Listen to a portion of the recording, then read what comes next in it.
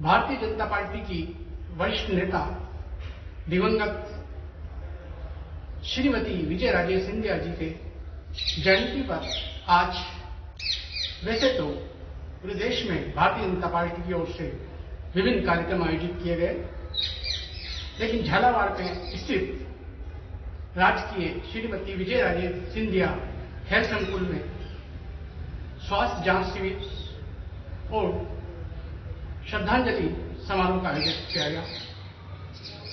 Bharatiya Janata party के जिलाध्यक्ष श्री हर्षवर्धन शर्मा ने बताया कि इस अवसर पर वक्ताओं ने राजमाता श्रीमती विजय राजे सिंधिया को याद किया और आयोजित स्वास्थ्य जांच शिविर में लोगों ने अपने स्वास्थ्य की जांच की।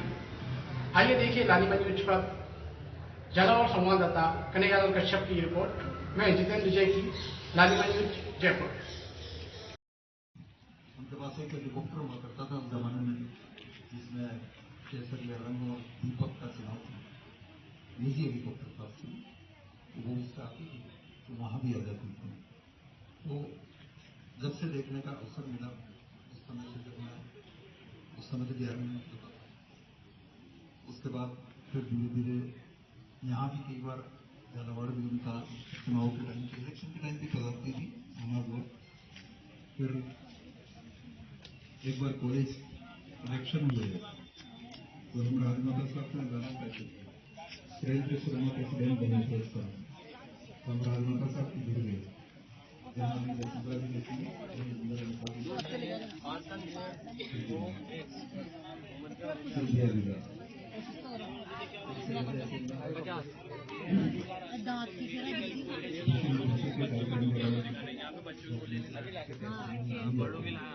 तुम बच्चा भी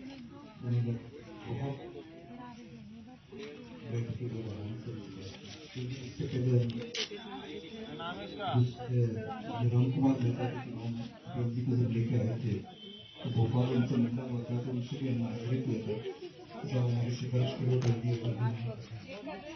और हमने बिल्कुल अटल जी बुलाने के लिए हमको प्रयास करने पड़े लेकिन तो इनको हम याद दिलाया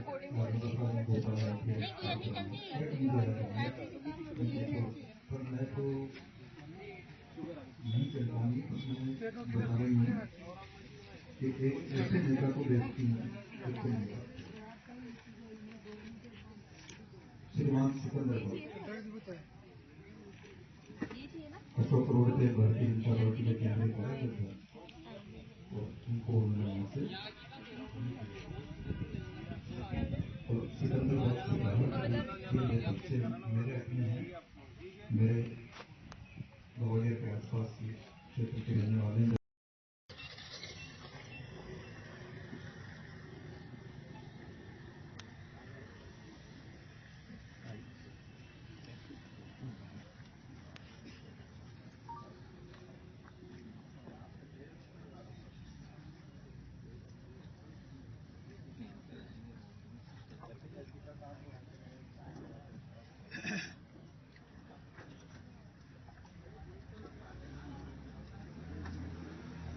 रानी लक्ष्मीबाई और कई उदाहरण ऐसे निकलेंगे, लेकिन इस देश के अंदर राजमाता साहब का जो स्थान है वो भी अपना अपना एक महत्वपूर्ण स्थान रखता है। भारतीय जनसंघ के अंदर उस दौरान जब भारतीय जनसंघ का जो हमारा चुनाव चिन्ह दीपक हुआ करता था और बहुत ही कम हमारे साथ कार्यकर्ता हुआ करते थे, हमारे लिए ज्यादा अवसर नहीं हुआ करते थे। उस दौरान जब 2 सीटें आया करती थी तब भी राजमाता साहब ने जनसंघ को किस प्रकार से मजबूत कर एक देश के अंदर एक नई विचारधारा का उदय करना, और वो भी उस दौरान जब कांग्रेस का जब सूर्य मध्याह्न के अंदर था। और सिर्फ वो भारतीय जनता पार्टी नहीं, भारतीय जनसंघ नहीं, विश्व हिंदू परिषद के अंदर भी मजबूती से काम करना, चाहे वो इमरजेंसी का समय हो, चाहे राम मंदिर का आंदोलन हो, अनेक इस प्रकार के आंदोलन हो। पहुंचे इसको लेकर भारतीय जनता पार्टी का एक एक कार्यकर्ता काम कर रहा है। निश्चित रूप से उनके बताए मार्ग पर हम चले और भारतीय जनता पार्टी के इस संगठन को और आगे लेकर जाए, अंतिम व्यक्ति तक जो पंक्ति में अंतिम व्यक्ति बैठा है, उसको हम लाभ पहुंचाने की कोशिश करें, उसकी सेवा करने की कोशिश करें। यही सबसे बड़ी श्रद्धांजलि राजमाता साहब को होगी। उनके सिर चरणों में एक बार पुनः पुष्पांजलि करते हुए नमन करता हूं। जय हिंद, जय भारत। फिर धीरे धीरे काम करने का अवसर भी मिला। राजमाता साहब त्याग, समर्पण और बलिदान की एक प्रतिमूर्ति थे। उन्होंने संगठन के लिए, देश के लिए अपना सब कुछ निछावर कर दिया। यहां तक कि परिवार को भी छोड़ दिया एक तरह से। माधवराव जी अलग कांग्रेस में लड़ते थे, वो अलग थी, लेकिन उन्होंने अपने सिद्धांतों से कोई समझौता नहीं किया। उनके काफी संस्मरण हैं। हर्षवर्धन जी भाई साहब से आग्रह करूंगा कि उनका भी अपना बाल्यकाल का अनुभव राजमाता साहब से है और वर्तमान में राजमाता साहब के बताए हुए ऐसे कार्य जिनसे पार्टी को ऊर्जा और अधिक मिले, मैं उनसे आग्रह करूंगा कि वो अपने विचार रखें। भारत माता की जय, भारत माता की जय।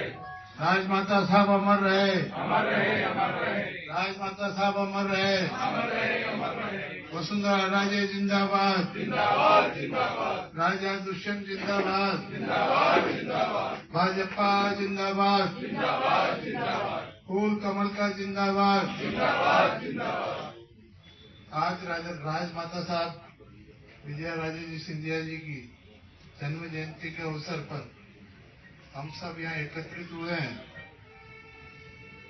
और इस कार्यक्रम में पधारे हमारे सबके मार्गदर्शक आरपीएससी के पूर्व चेयरमैन श्री श्याम सुंदर जी भाई साहब,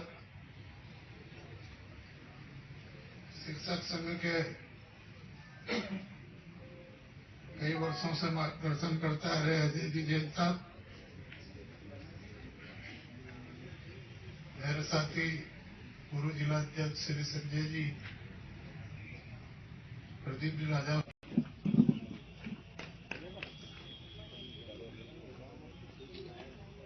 भारत माता की जय।